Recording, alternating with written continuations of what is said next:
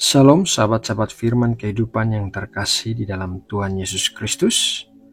Apa kabar saudara hari ini? Kiranya kita semua mengalami hari yang penuh berkat dan sukacita. Dan kiranya Tuhan senantiasa memberikan kita kesehatan serta perlindungannya yang sempurna. Sahabatku, seperti biasanya, mari kita berdoa sebelum bersaat teduh. Bapa yang baik dan penuh kasih, kami anak-anak-Mu kembali datang kepadamu dengan hati yang rindu untuk bertemu denganmu. Di sepanjang hidup kami ini, Engkau telah memberkati kami dengan segala berkat yang terbaik, dan hari ini kami membuka hati kami untuk menerima berkat firman-Mu. Berbicaralah ya Bapa, sebab kami mau mendengar suara-Mu. Di dalam nama Tuhan Yesus Kristus, kami berdoa. Amin. Sahabat firman kehidupan yang terkasih, mari kita mulai renungan firman Tuhan hari ini dengan membaca sebuah kisah dalam Lukas 8 ayat 22-25. Pada suatu hari, Yesus naik ke dalam perahu bersama-sama dengan murid-muridnya, dan ia berkata kepada mereka, "Marilah kita bertolak ke seberang danau." Lalu bertolaklah mereka, dan ketika mereka sedang berlayar, Yesus tertidur. Sekonyong-konyong turunlah taufan ke danau, sehingga perahu itu kemasukan air dan mereka berada dalam bahaya. Maka datanglah murid-muridnya membangunkan dia, katanya, "Guru, Guru, kita binasa."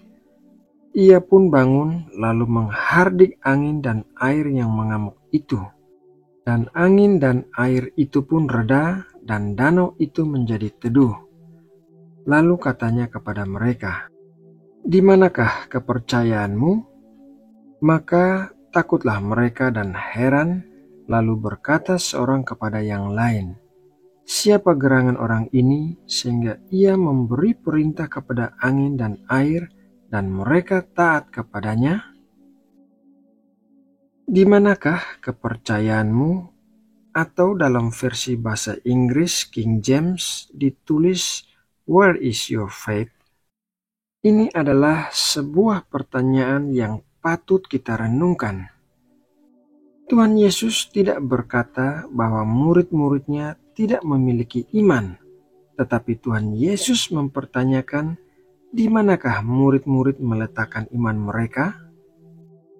Setiap hari dalam hidup kita berurusan dengan iman.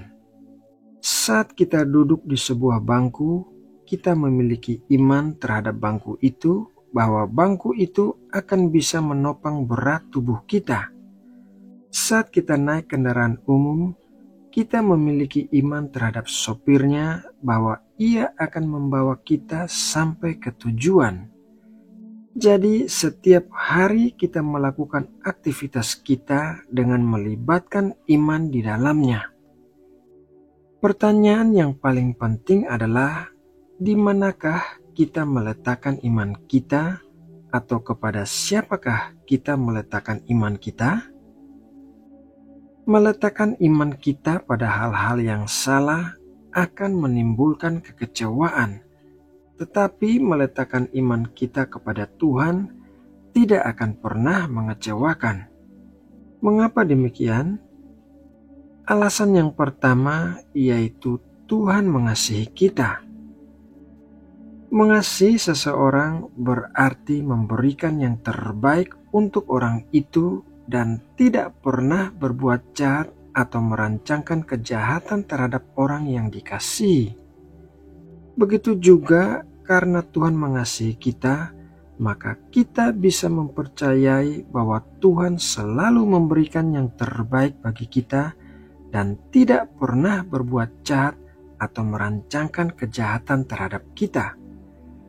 Kasih Tuhan adalah jaminan bahwa Dia tidak akan pernah mengecewakan kita. Alasan yang kedua yaitu Tuhan Maha Kuasa. Meletakkan iman kita kepada Tuhan tidak akan pernah mengecewakan karena Tuhan Maha Kuasa dan tidak ada yang mustahil bagi Tuhan. Saat Tuhan berfirman, Ia bisa mengadakan sesuatu yang tadinya tidak ada. Saat kita mempercayai Tuhan, maka Ia akan melakukan hal-hal yang luar biasa di dalam hidup kita. Alasan yang ketiga, yaitu Tuhan itu kekal. Meletakkan iman kita pada hal-hal yang sementara akan menimbulkan kekecewaan saat hal-hal itu hilang atau tidak lagi bisa memberikan kepuasan kepada kita. Akan tetapi, meletakkan iman kita pada Tuhan tidak akan pernah mengecewakan karena Tuhan itu kekal.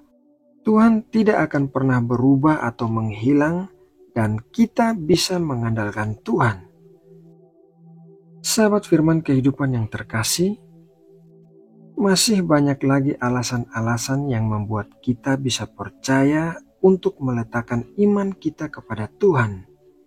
Ingatlah bahwa di mana kita meletakkan iman kita atau kepada siapa kita meletakkan iman kita adalah sebuah hal yang sangat penting.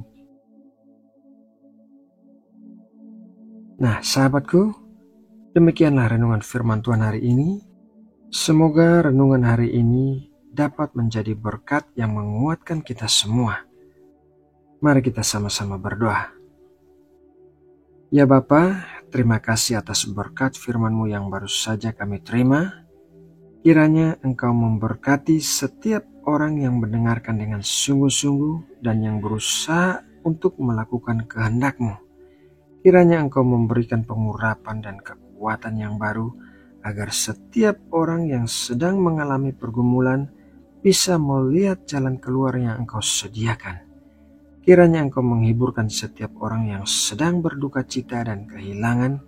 Kiranya Engkau yang menjadi kota benteng dan perlindungan terhadap semua musuh-musuh yang mengelilingi kami. Terima kasih ya Bapa buat persekutuan yang indah denganmu hari ini. Di dalam nama Tuhan Yesus Kristus kami sudah berdoa. Amin.